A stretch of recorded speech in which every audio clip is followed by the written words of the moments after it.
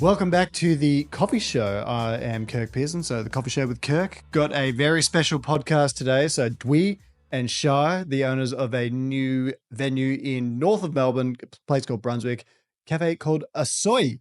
So Dwee and Shai, welcome to the coffee show with me. Thank you. Thank you so much for having us. I've got a little intro here I'm going to read out. Dwee and Shai are a power couple running a new venue in the northern suburbs called Osoi, meaning slow in Japanese.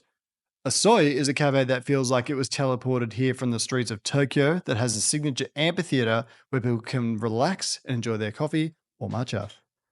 What has Melbourne going mad for this quaint cafe isn't the coffee, but the new age super drink that is taking the cafe culture by storm, matcha. I stumbled across Osoi the same way many others did, through social media. As someone who was critical of matcha and detested it, I had my perception changed simply from one visit to Osoi. The Ichigo matcha, Japanese for strawberry, that they have become known for, has people committing their own weekly pilgrimage to Osoi. It's tasty, it's beautiful, and it's something I now regularly crave.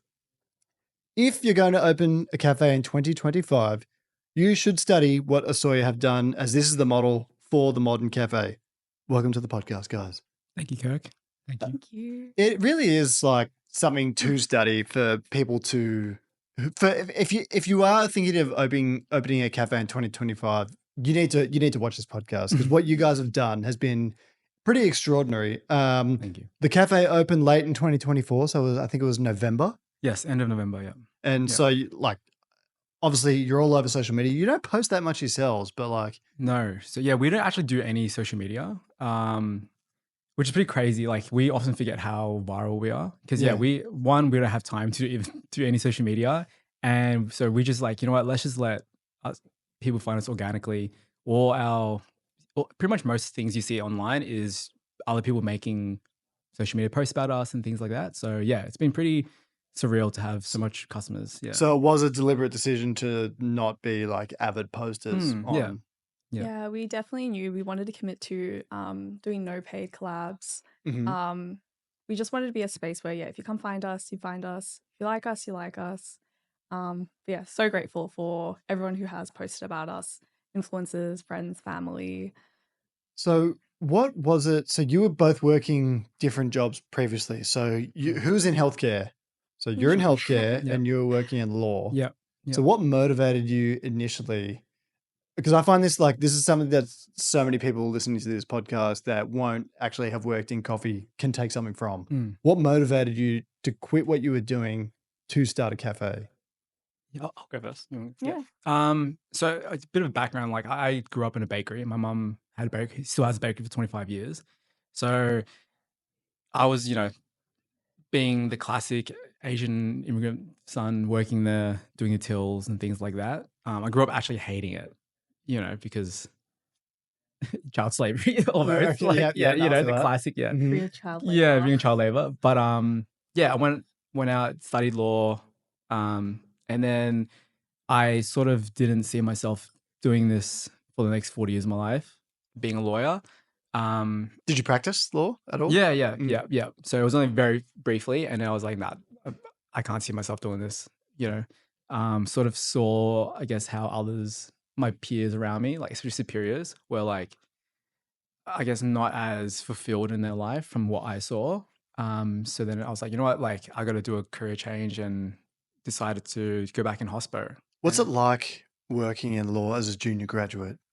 It's Paint a picture for I think it's when a lot of students go into it with, I guess, a very idealistic view of what life would be like. I literally went into it because I watched Suits growing up, and I'm like, whoa, this is really cool. Like, but then you go into it and it's not really like that. Like with most things, I'm assuming. But it's a lot of like, the work was just not as fun, I guess, as I thought. So and then contrasting to you, Shah, so you worked in healthcare. What were you doing? I was a midwife. Okay. I went into it really young. I didn't really feel like I had many options. Growing up brown, felt like I could only choose engineering, medicine, law. Didn't like any of those things. Thought, hey, midwifery is like, in medicine, it's pretty good. Lines with my values.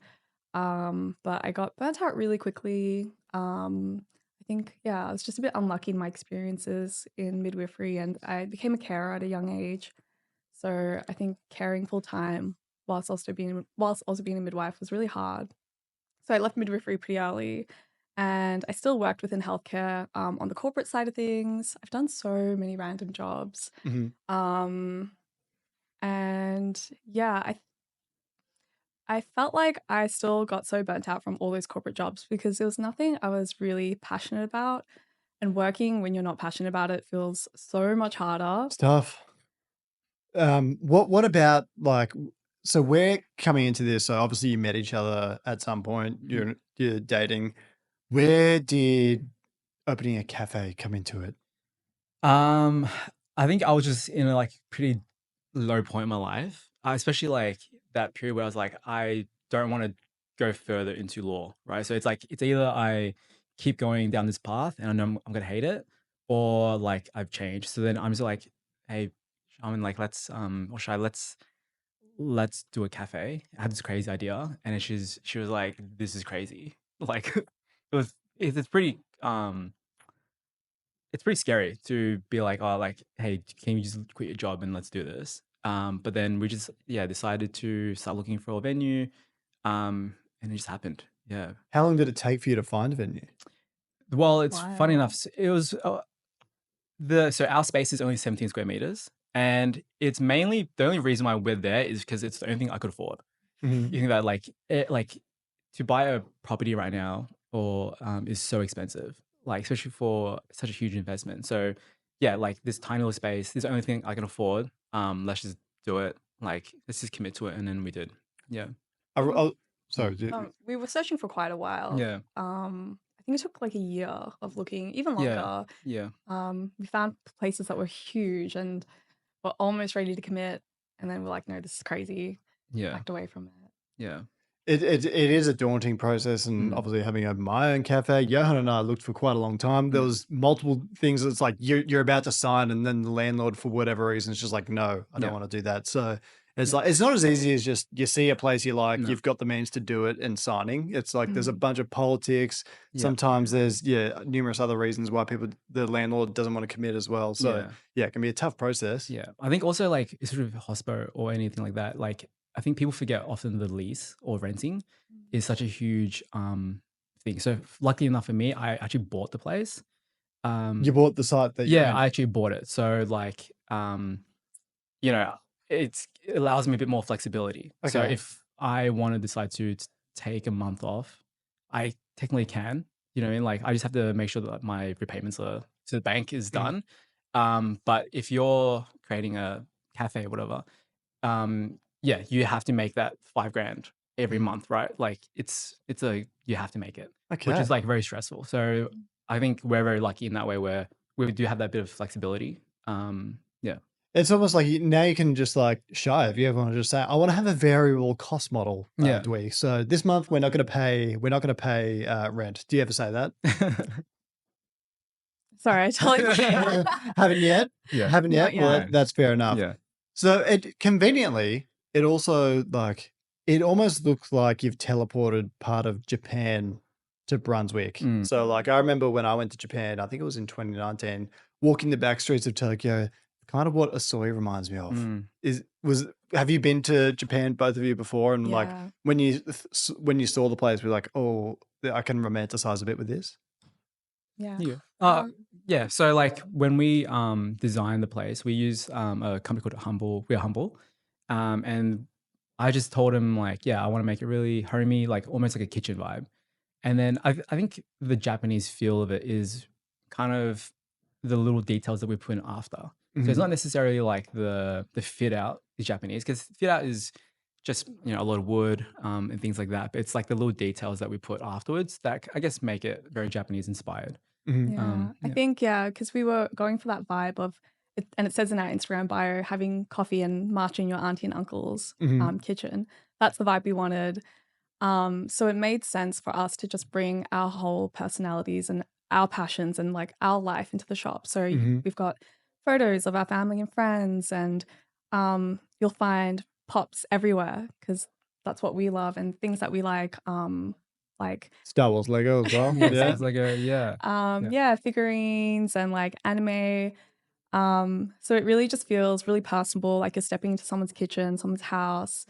And it serves a dual purpose as well. Our whole thing is about being intentional, being present in the moment. And the figurines are all there, not just to enjoy and, oh, this is cute, but also to kind of bring your attention to the present moment, bring your awareness to the now.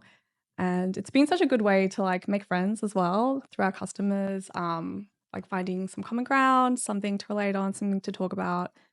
Which has been really nice. It's brought such a warm vibe to the store. And I've always, felt really captivated with like finding the magic in life. And I feel like Japan does such a good job at that. It is. It does. Japan's one of my favorite places I've ever been to. I Yeah, totally me agree with too. that. yeah. So what? I guess I'll paint a picture for the listeners now.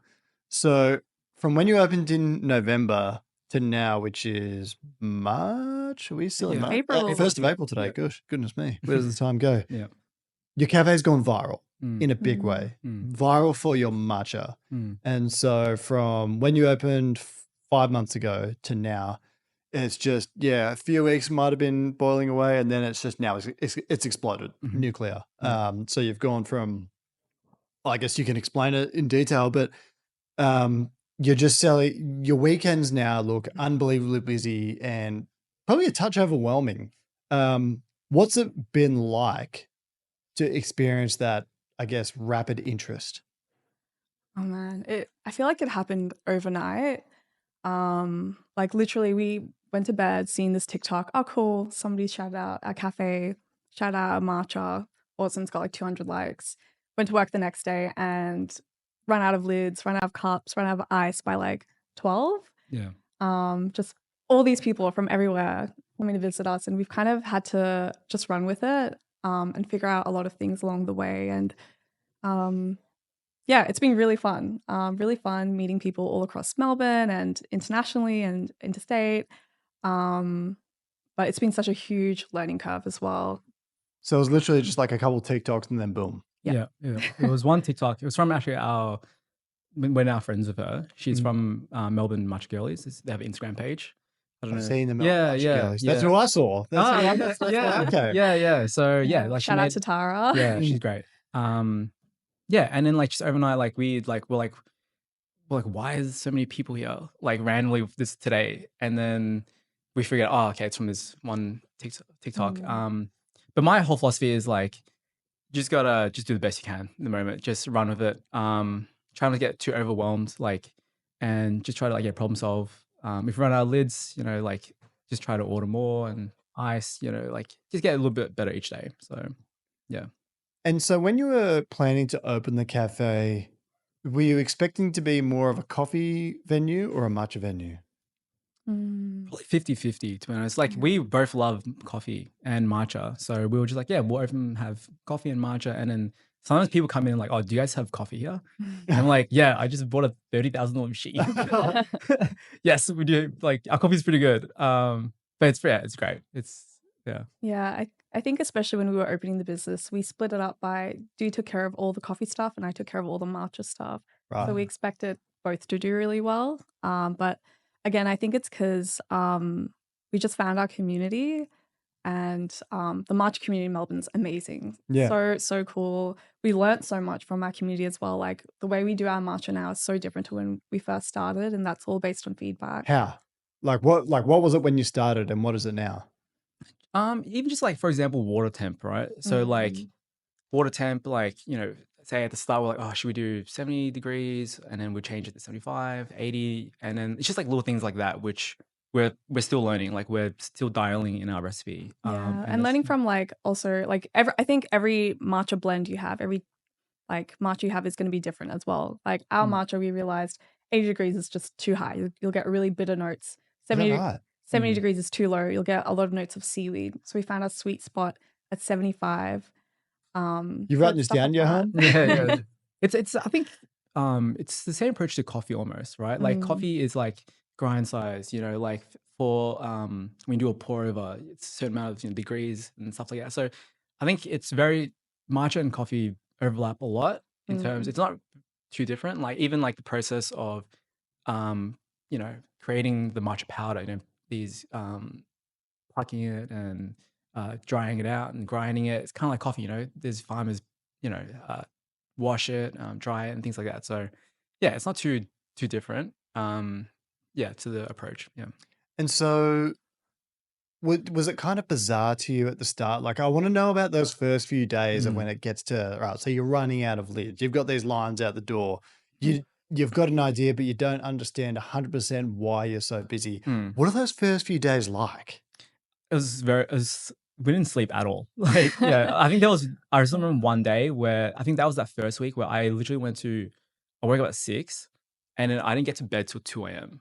because we had to stay back to make enough product for the next day because we ran out of everything. Right. Because like obviously when we were less busy, we would, okay, I can prep this amount of strawberry that will last us a week. And then now it's like I got to prep that same amount of strawberry before one day. And then we got to do we have so many specialty drinks, creams, coffees and things like that. So yeah, it's a lot of sleepless nights, but like very grateful.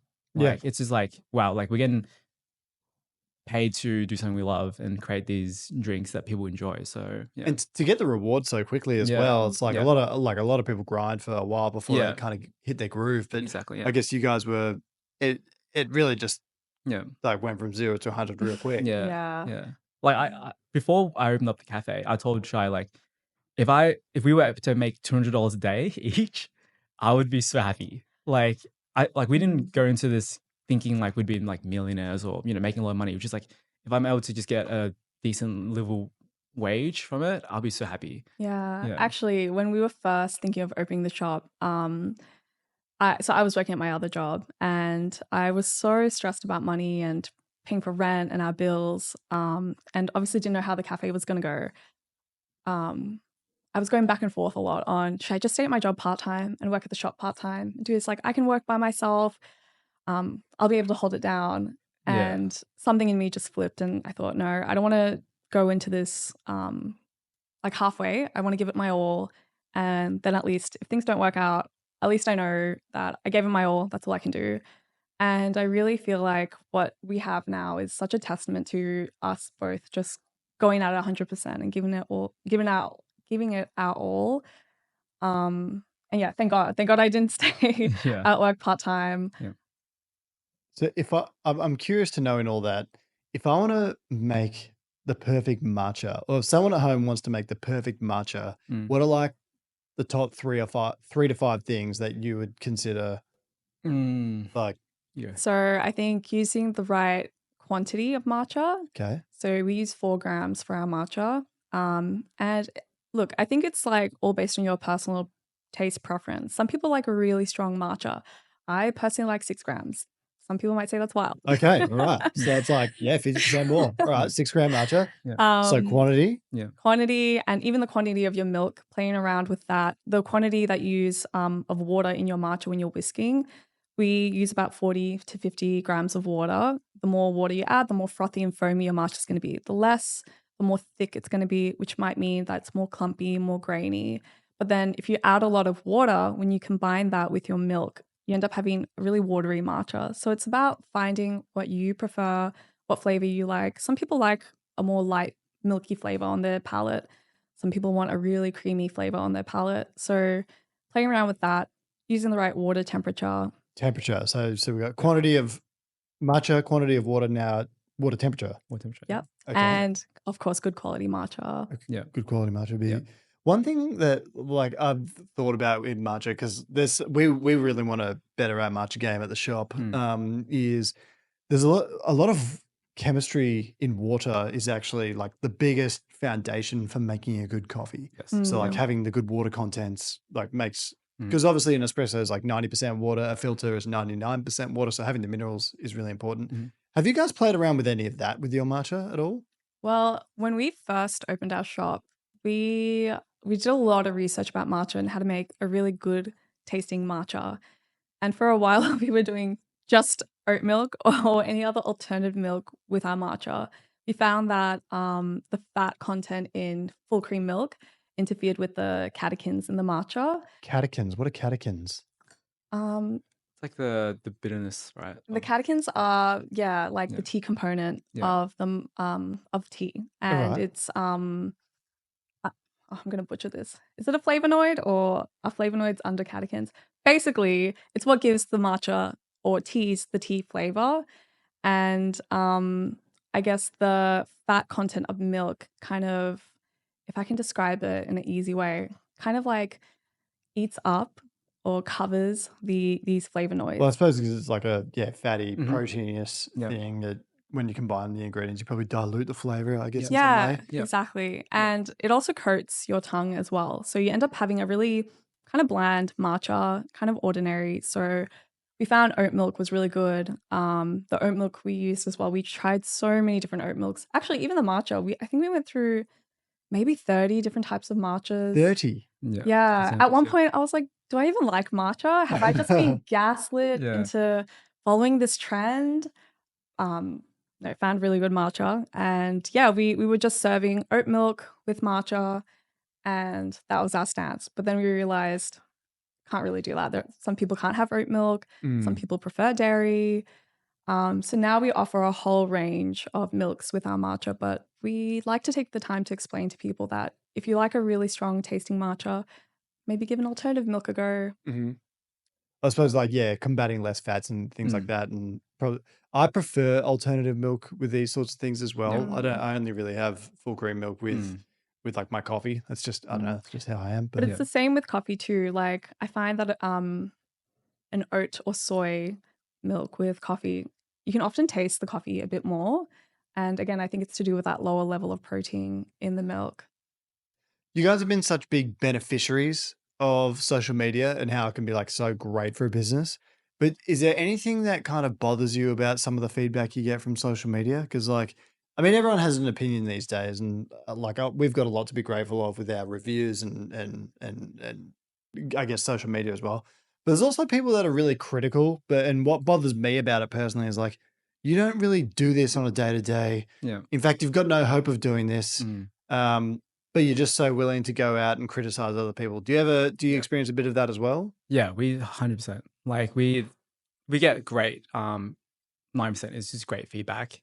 There's a couple like Google reviews which at the start we were like, whoa, this is so mean. Yeah, Like, people are savage these days. I was Hey, like, well, this is so mean. It's like we're just serving like a drink. So mean. But then I think it would affect us at the start. But I think for now I've sort of able to be like, it's all right. Like, you know, you can only do the best you can and just take the positive. And then if there's a really constructive feedback, we'll learn from that.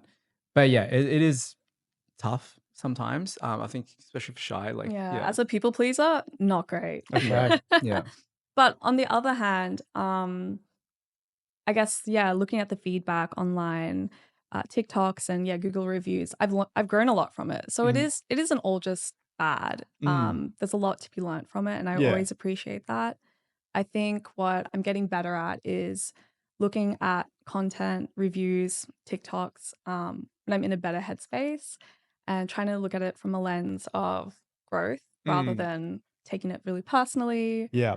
But I will say though, like for me, a 1 star, it has to be like almost criminal. So something almost criminal has to have happened to give a 1 star. Because if you give a 1 star to a business, that's like extremely detrimental. Yeah. And it's something I'd like people to think about as well. Because like, obviously you can have a bad time. And part of like Google reviews is like giving other people a reference for what's good. So there's like a role in it. But it can be quite, I guess, slanderous. Yes. And it can be quite like mean.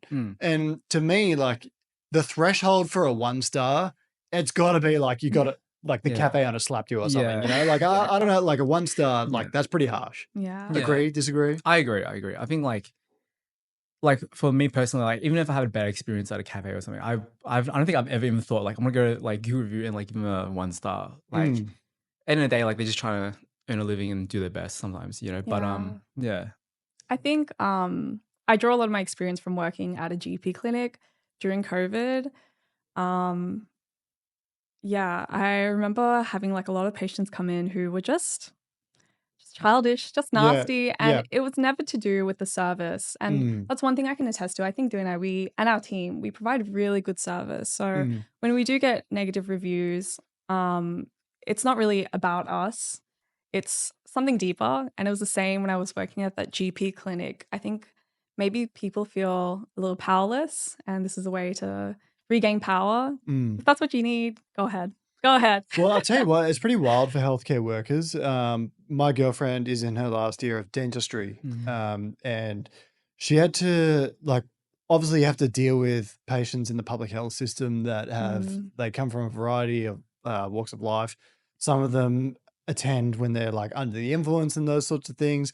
And then you have to deliver some pretty awful news sometimes as well. She had to diagnose someone with oral cancer recently. And it's like, that's the first time she's done it. She comes home in tears. It's like, that's a pretty hectic thing. And then you've also got to deal with erratic patients and stuff like that. Obviously, you don't have to deal with it on the same scale in hospitality. And this is part of why I love hospitality, because what it really is you're constantly making someone's day. Yes. And I've worked other jobs where really I feel like I'm ruining someone's day. And that's so much of what I love about hospitality. And to that end, do you kind of get a bit of that contrast or juxtaposition within your own lives? Like you coming from law, you coming from healthcare, then transitioning to this. Do you feel a bit of that? Do you? Yeah. Yeah, I think when things are hectic, I always just take a beat to breathe and remember no one's gonna die, so it's fine. Okay. It's all good. It's just a drink. I'm just mixing bean juice, tea leaf with water. It's fine. So it's definitely refreshing. I think dentistry, it's so tough. People only come to you when there's something wrong and they're unhappy. So I think that's what's really fun about running the shop is we're always trying to have fun. Like when we know that there's a birthday, we'll always try and bust out candles. Okay. Or if we know someone's on a first date, we'll secretly just change up the playlist. Really? Have you ever, do you reckon you've ever, in doing that, helped someone secure the bag? 100%. Ooh. Okay. All right. Yeah. I mean, our store's a pretty cute spot for a first date. So yeah, but like I think the great thing about our cafe is like we really wanted to create like a little community, right? So like we both came into it being like, let's, coming from our fields, often like in corporate and stuff like that, you don't really create that many genuine connections. It's mainly just transactional, like, okay, I do this for you, you do this for me, whatever. But it's been really great to be kind of like a tiny bit of people's lives every day. Like, we've created friends along the way. Like, for example, recently, a customer's dog died. So bring on the mood, but it's like, it's been like, it's just been great to like, we've seen this dog so many times. And then like this, these customers are like generally like our friends and they've come in to like share that pain almost.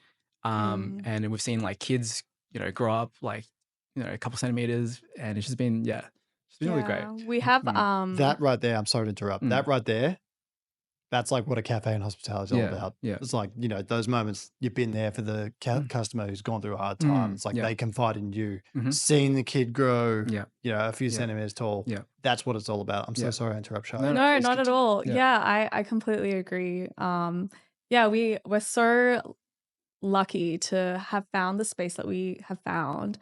I feel like it's just divine. Like we're underneath 100 apartments, right next to the train tracks, and the community that we have above us, they're all, I'd say value-wise, they're all pretty aligned with us. We all have similar values. And my favorite part of running the shop has to be starting my morning with the residents. So having the residents come down, some of them in their pajamas, and then asking them, oh, how did that thing go last night? How was your mom's birthday? Whatever. And just sharing that moment with them, sharing a morning coffee with them. That's probably my favorite. I'll tell you, maybe you're probably driving up the value of those apartments as well. Well, I mean, this is worth like 550,000, but then you've got the Osoi benefit as well. I mean, like that's it's an interesting way to put it.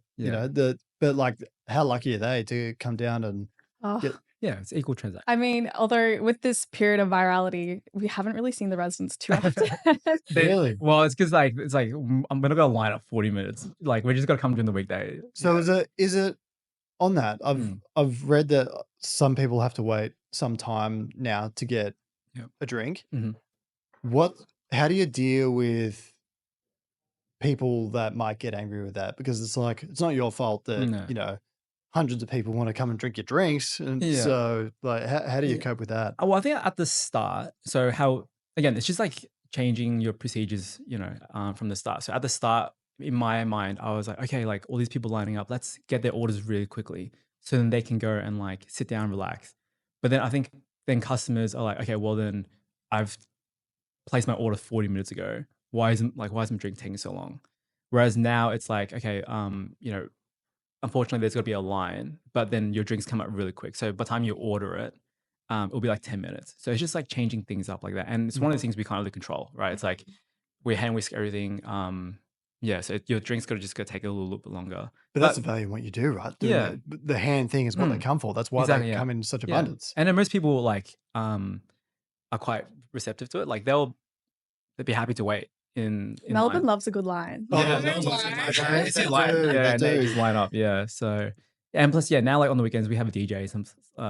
So like, you know, that's providing some sort of ambience. Brings the vibes. Bring the And vibes. Winston, our Yeah, dog. we have a dog. Yeah, who hangs So out. is your dog there on the daily?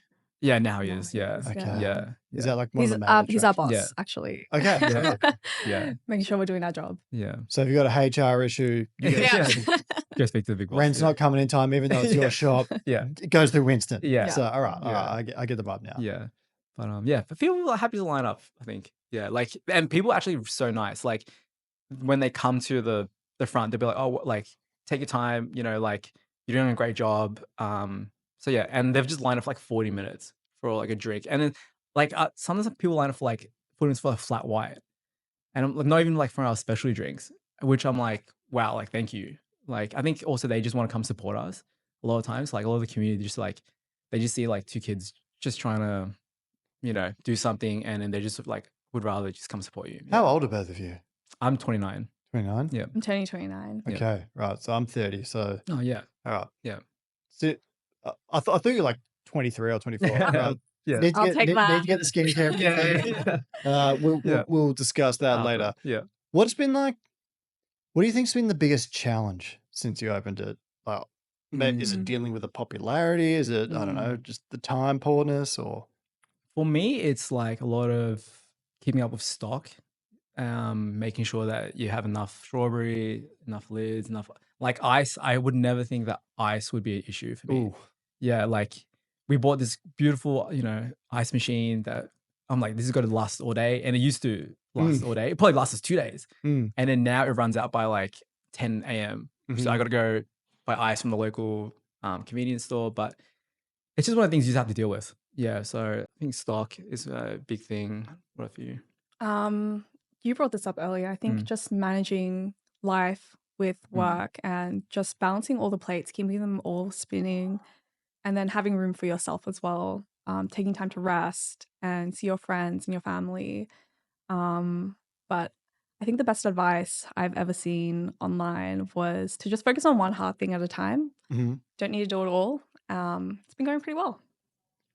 Johan and I talk about this thing called, well, he always explains it to me. You've got to make sure you have enough oxygen. You're trying to do too much in 1 week, Kirk. You need to knock a few things. Because I'm the crazy guy that comes with the ideas, and he's the guy that's like, all right, well, this is how we make it work. You've got like 20 ideas. We can do 3. Yeah. So like, Sounds like me and Dee. Yeah. She's usually the one like creating all these like crazy ideas and like, you know, like drinks and stuff like that. And I'm like, oh, like logistically, I don't think it's gonna work or whatever. But then it's like you find the happy medium. So it's like you got to have, you know, two people like that to create something beautiful, right? You can't just have 2 people just purely on one side. Yeah. So yeah, you just find that partner and it just works. It helps to have a really good coworker. Okay. Co-owner. Yeah. the 3 of us are now going to name our favorite drink on the Osoi menu, starting with me. I'm an Ichigo matcha guy. So, Shai, what's your favorite drink on the Osoi menu? It has to be our newest drink, the Besaid Island. Besaid Island. Besaid. If you're a Final Fantasy fan, you know. Yes? Yeah. Okay. Yanzon, yes. It's a melon oolong tea base. We use tea from Lipikia, which is a tea shop in Melbourne. They specialize in specialty tea from Japan. They're awesome. Love them. And we've popped a genmaicha and matcha thickened cream on top with some pandan extract. It's all the things I love. It tastes like a feeling in a drink. Feels really nostalgic of all the snacks and drinks I would consume when I was playing Final Fantasy as a Mhm. young girl. And so I've named it after a place that's really special to me in the game, the Besaid Island. The Zayt Island. So bit of a nerdy personal drink. And for me, it would be the Vietnamese coffee.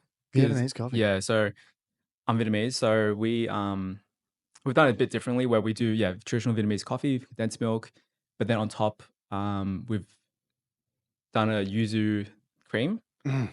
Yeah, so it's like it's kind of what, because like we used to always love the Mont Blanc from Good Measure. Mhm. Those guys have nailed it. So we're like, how do we don't want to just do a Mont Blanc, right? Like we're not gonna do it as good as them. They've nailed it. So it's like, how can we sort of bring that inspiration onto our own drink? So yeah, we did the thickened cream with yuzu, like a very Japanese inspired ingredient, and popped on the Vietnamese coffee. So that's probably my favorite. Yeah. My goodness.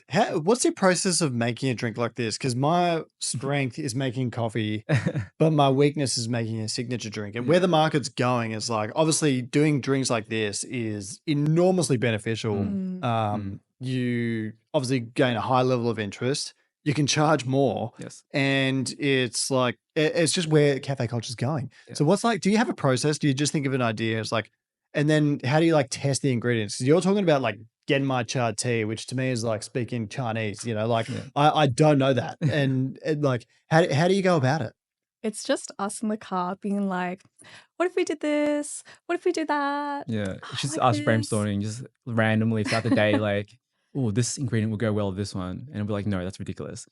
So like, literally Vietnamese coffee was like, Vietnamese coffee, like, what are we grade on? Like yuzu. I'm like, oh, cool. And put it in the cream. Okay, like, it's just like, to be honest, I think if you're watching, like, just create things that you like to drink Mhm. and flavors that you know. Don't go out there and create something that you've seen online, like another cafe's done, and you see that they're doing great. Because when you go try recreate that, you're not going to know the flavors and the taste as well as because like you don't like it. I right? suppose in that it's kind of like Mm. you're saying the journey is almost as important as the product. Yeah, 100%. Absolutely. Yeah, 100%. Yeah, just find inspiration from your background. If most of us are have immigrant backgrounds or things like that, like find dishes even like you love or ingredients you love, and just try to incorporate that into a drink.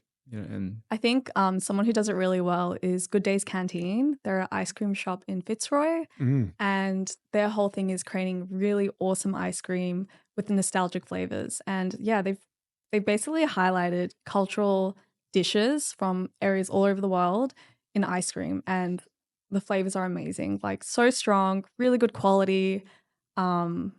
Really love them and their stuff. Okay, I'm gonna come just like sit and drink one by one all the drinks. I'll probably be there on this Sunday, so you probably see me All this right. Sunday. Yeah. Is there a big UFC fight on this Sunday? I can't remember. 314, I think. 314. I think so. I think that's next week. But there's Oh, next something. week. Japanese Grand Prix is on this week. Oh, yeah. You guys, you're a sports fan. I We am. were just discussing. Yeah. Are you into F1 at all? Yuki's. Yeah, I gotta watch Yuki. Yuki Tsunoda, yeah. first drive for Red Bull. Yeah. I'm a recent F1 fan. Right. Yeah. I'm pleased to inform you, it wasn't Drive to Survive that got me in. It okay. was my girlfriend, but I do nice. love Drive to Survive now. Yeah. Pretty Yeah. savage what they did to Liam Lawson, do you think? Yes. So to bring everyone up to speed, and this is a podcast about coffee, and we'll bring it back there in a second, but Liam Lawson, new driver for Red Bull, lasted 2 races, and Yuki Tsunoda, who they've overlooked for years, is now finally getting his opportunity at Suzuka, which is the Japanese Grand Prix track. Yep. I'm excited for it. Hopefully it does well. Yeah, I'm excited, but very, very sad for Liam. I think the previous one was maybe Albion or Gasly, and that he had like 12 races or something. Oh, Pierre Gasly didn't last long. Yeah, but it was still like at Albon. least half a season. But yeah, pretty brutal. Back to the cafe. Yeah.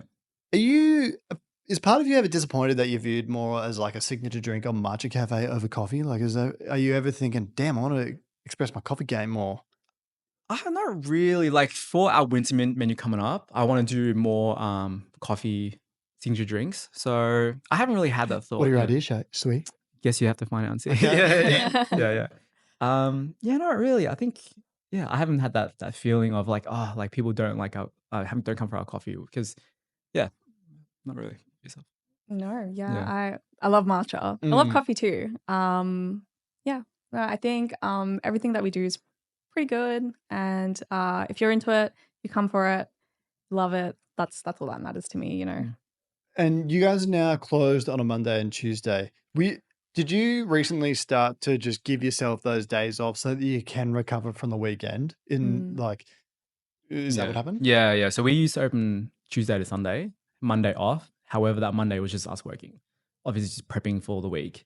So we're working 7 days a week, and that's like, I think by like month 2 or something or 3, we're like, this is unsustainable. We're just so tired. So that one week we're like, you know what? We have the ability to close 2 days. Let's just do it. And it's been really good. So like Mondays we actually rest, and then Tuesday we usually prep. Okay. Yeah. So Yeah, so important to honor that that cycle of rest and play, because we've both been burnt out before from our corporate jobs and midwifery.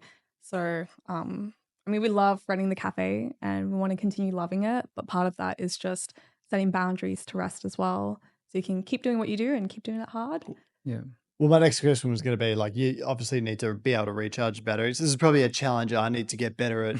I'm a workaholic Yeah. in a true sense now Yeah. because when I had a job where I worked for someone else, like obviously enjoyed my weekends, didn't feel the need to like work on my day off. But now like Johan even tries to stop me. I just love what I'm doing. And like to the point where it's probably a touch unhealthy, like forgetting to do the exercise, forgetting to prep myself food and wash my clothes. Yeah. I mean, I still wash my clothes, but it can, that's probably something I'll learn from you guys is like the recharging those batteries is as well as the signature drink knowledge, of course, but how important is it? I think it's so important. Like for me, I look at my mum. So my mum has worked 7 days a week, 365 days a year for like 25 years. And it's not really because at the start it was because she needed to, but now it's like almost ingrained in her to like work so much, like she can't escape. And then like we're doing it for almost like the love of the game. Like it's not necessarily like to make a crazy amount of money. It's, you know, like we both love what we do. Whereas like, yeah, my mum works too much. And I'm like, I don't want to go down that path of being like burnt out almost. So we're like, it's really important to just take rest. Make sure that if we want to do this for a long time and give it our all, we need to take at least that one day off to just, you know, make sure that we're in a happy mood for the rest of the week, right? Because if you're like tired on the Tuesday and you're serving customers, like customers can sort of see that. And a big part of our store is I love talking to customers. So it's like if I want to give that energy back, I need to be resting myself. Yeah. What do you think you did really well with the cafe, and what do you think you could have done better? Okay. I think what we've done well is like just when you walk into our cafe, it is an extension of us. So little like, you know, we have our family photos up of my mom and Shai's mom. We have our friends up. We have stuff that we love up, like toys and photos that we love. And you can sort of really feel the authenticity of it. So I think that's why people are really drawn to our cafe.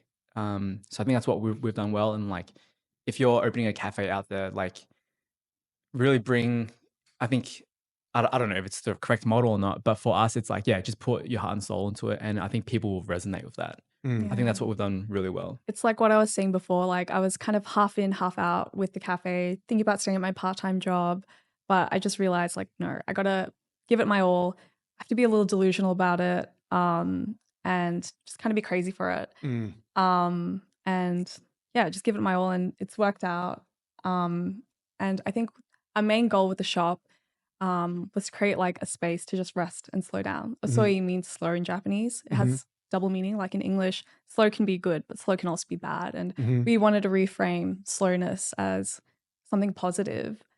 And I think we've done pretty well on that. Like you feel so transported when you're in our shop. And I feel the same way in Japan. Like I feel there's just this transformative magic when you're there. You feel like you're in another world. And I feel that way at the shop. So I think we've done that really well and created a really nice, homey, cozy experience.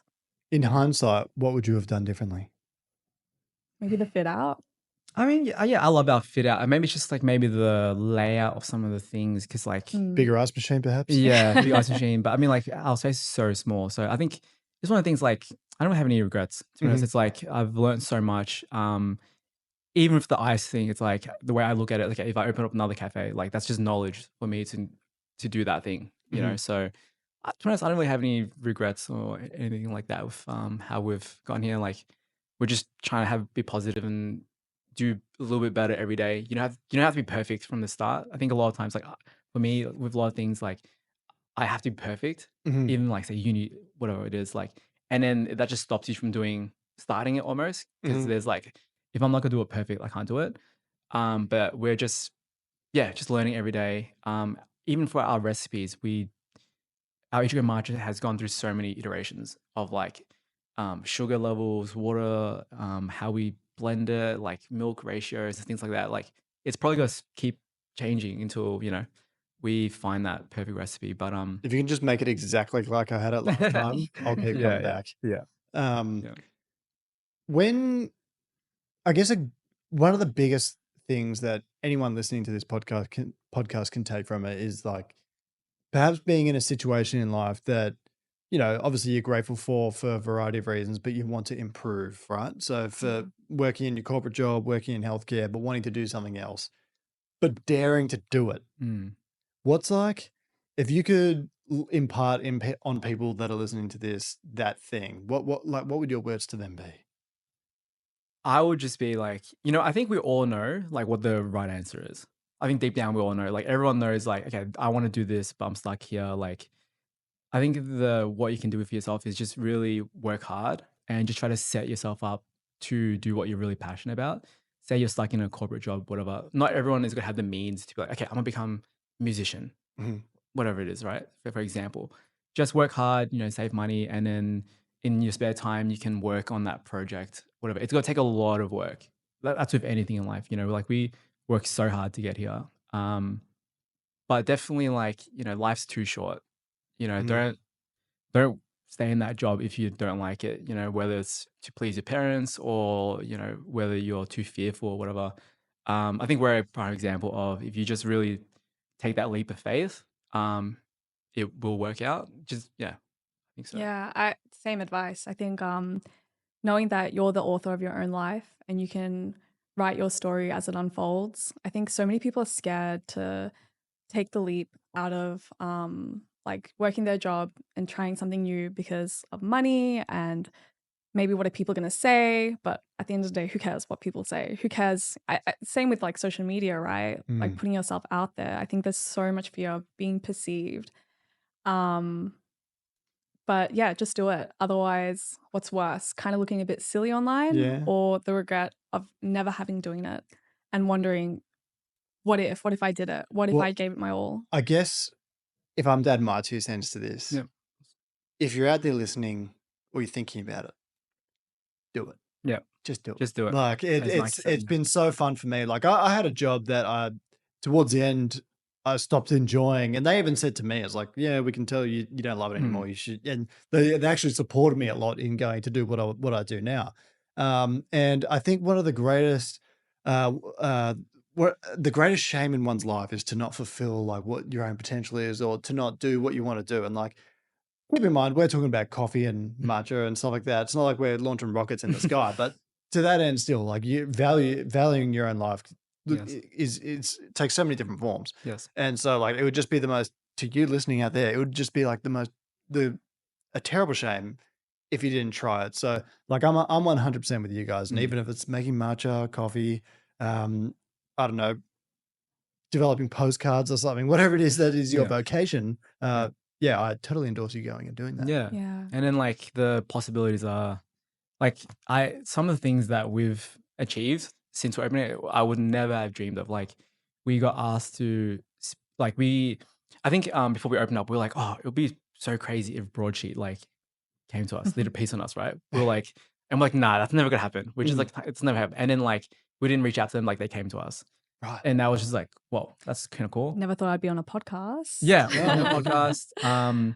We got asked to speak at MICE on a panel. Like about senior drinks, and we're like, why? Like, Mm. yeah, like why? And then like in next week, Postcards, the TV show, is Right. is coming and doing like a little segment on us, Okay. which is like, yeah, it's just surreal. It's just surreal. And like I would never imagine this in my wildest dreams. So yeah. And sometimes with social media things, like the craze declines at all. Do you kind of expect that that'll happen to you, or do you have a plan to like, this is how we'll keep going, it's sustaining ourselves going forward? No, I think it will stabilize out. Like, people see online, they've come from far away. They'll come like, oh, this is good or not good, and then they'll never come back, or they might come back in a couple of months, whatever. For me, I just really want to take care of the people around me, so like community, so like Brunswick people.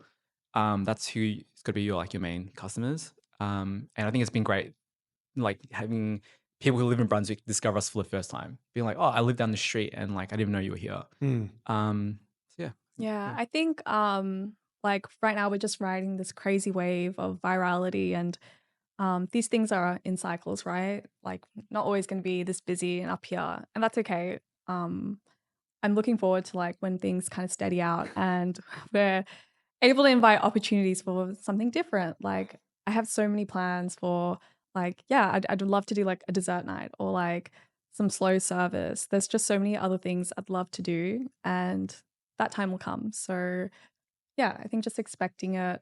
One random thing that I really want to do at our cafe one time is have like a Pokemon tournament. Oh my god, dude, We would- we literally just had this. We were like, let's have a Pokemon tournament here, or like we want to make our cafe into a Pokestop, Pokemon Go. Yeah. Okay, all Yeah, right. yeah. You can do that? Apparently, you can. All right. Yeah, we have to look into it. Yeah, yeah. Well, like I'm talking like get the Nintendo Switch out, Yeah, play. yeah. Have you guys played Pokemon Scarlet or Violet? No. Sword, Shield? I'm old gen. Okay. Yeah. What's your favorite Pokemon game of all time? Fire Red. Fire Red. Yeah. Okay. Fire Red. Old school. Shai, have you got an answer? XD Gala Darkness on the Really? GameCube. Really? Yeah, that's So like a good. very left field answer, actually. My favorite Pokemon game would have to be of all time. Oh gosh. Heart Gold or Soul Silver. Oh, Heart Gold. Because like Heart Gold. you're effectively getting 2 for 1. Two again, right? yeah, Like, you Heart can Gold is go good. Johto region, clear that out, and get Kanto Yeah. and fight Ash at the Yeah. big, like the very end. Yeah. Like pretty top dog, if you Yeah. ask me. And there's like a national Pokedex in Yeah. that thing, so you're getting like really good value out of that, if you Yeah. ask me. Yeah. Although I have a bit of trauma from Heart Gold because I remember as a kid playing it, and then I randomly like stumbled upon one of the legendary Pokemon, Mhm. and as a kid I didn't know what to do, Mm. and it like ran away, Oh. and it just scarred me for like life because I had no access to the internet to be like, how do I like find this Pokemon again? And I just like quit after that. Like, Where is Suicune? yeah, I was like, what do I do? Like, I don't have a Master Ball. Like, what's happening? Yeah, Yeah. that's a killer. That's a little side. There's a couple of moves and items that you can hold. I forget what they are. Yeah, They're yeah. like, I think it's Scary Face or something. That's the like thing. that. I didn't have internet back then. Yeah. So it's like, how do I find this information out? Yeah, you got to finesse that. Yeah. Last question from me. What's the one thing from each of you that you'd like to say to the listeners, viewers, before we wrap up that I didn't already say or ask you about? I think just, what we were talking about earlier, if there's something you're thinking about doing, just do it. And the fears that you're feeling are so normal. Maybe transform that anxiety into excitement and just really trust in yourself. I think like I've grown up with a lot of lack of trust in myself, but I've gotten myself this far in life. So just trust that no matter what you do, even if it doesn't succeed, you have all the capabilities to get yourself through it. Yeah, for me, it's just like, I think in today's world, like everyone's so stressed and so there's so much stuff happening in the world where it's so negative. Like for me, like I just want to spread positivity. So like, for example, on the window, I always do a little quote, which I find on TikTok, that's been inspired me. I'm like, oh, that's a nice quote. Like, and I'll write it on the quote, on the window. And then I think a lot of customers, it's really nice to see people like stop, like, and just look at it and you kind of just ponder.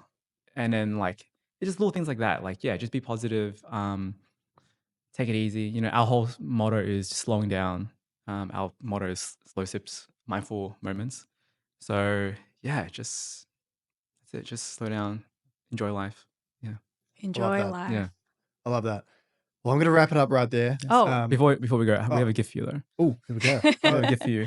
All right, so Damn. our store is full of pop marts. So we bought you one. It's from one of our favorite series. So it's like like Chinese. It's like what food? Asian food and stuff. So you can unbox one yourself. It's a little blind box. blind box. Yeah. So is this like a food? No. It's a toy. So if you look in the back, there's like these are toys you can get. It's essentially gambling for adults. Okay. Yeah. So yeah. So can I open it now? Open it. You know what's up. Yeah. We're introducing Kirk to a new addiction. All right. Yeah. I'm probably butchering this open. No, it's fine. The box is not going to be any reusable state at all. No, it's just a get little that toy. ASMR feeling going. Yeah. Oh, nice. Right, it's the microphone. Nice. Let's pull that out. Yep. And then Get a little. Oh wait, you have to see which one you want first. That's part of the fun. So look on the side. Okay. See which one you part like. of the fun and the heartbreak, because it's heartbreaking when when you you the one you want. All right. Well, I mean, of all the ones on here, and sorry for the listeners, they might be able to see this, but I want the top one on the top left, green. Oh, the cabbage. Yeah. Oh, that's cabbage, is it? Yeah, That's I think so. Like opening a up. cabbage. Currently opening. Yeah. Ooh. Imagine Zelda opening the treasure chest. Oh. What's that? It's like a Okay. This looks like a sticky date pudding. yeah. Like a little bit of arsenal. Yeah. So sticky date pudding. So cute. Thanks, guys. No That's so nice. And we got two more. Oh wait, one more. Two more. This is 'Cause where we all know- our money goes. Yeah, literally all our money just goes to like buying these toys. Anyway, so we know you love Dragon Ball Z, so we got you some Dragon Ball Z. Oh yes. Yeah. Oh my goodness. All Yeah. right. So this is so pertinent right now because I just finished watching Dragon Ball Hammer. Nice. And even Johan watched it because I changed my Instagram handle to Yes. Majin Du. Yeah, we the saw. new characters. And he loves chocolate, right? Oh He yeah. does love chocolate. Perfect. But Kind of like chocolate here. because I was talking about Dragon Ball, and then he goes, "Oh, I saw you change your name to Majin Du." I was like, "Oh, did you watch it with your son?" He's like, "No, I just watched it." So how good is anime? I love it. So good. thank you so much. I'm not going to Nice. open these right now That's because good. I'll take it home and save at the moment. But Right. it's been absolutely fantastic having you on. Congratulations on your journey. You guys are absolutely crushing it. I think, Thank you. yeah, if you are thinking about opening a cafe in 2025, you need to follow what Osoi have done. So we've got Dwee and Shai, two owners of that. Thank you so much for coming on. This is the coffee show with Kirk. So our new show is not a podcast, it's a show. We've got a few little bits of interesting content coming your way, everyone. So keep an eye out for the socials. Powered by Project Zero Coffee, of course. So if you're after some great coffee, go to projectzero.coffee. If you want to try an Ichigo matcha, if you want to have the strawberry matcha of your dreams, go to Osoi in Brunswick if you're in Melbourne. If you're overseas, you just have to fly here and add it to your list. But Dwayne and Shai, thank you so much for coming on the podcast. It's been great having you on. And you'll be back, I'm sure. Yeah. Thank you so much. All right. Well, that's it, everyone. Thanks so much. Hooroo. Good day. Thanks, guys. Thank you. Done. Thank you.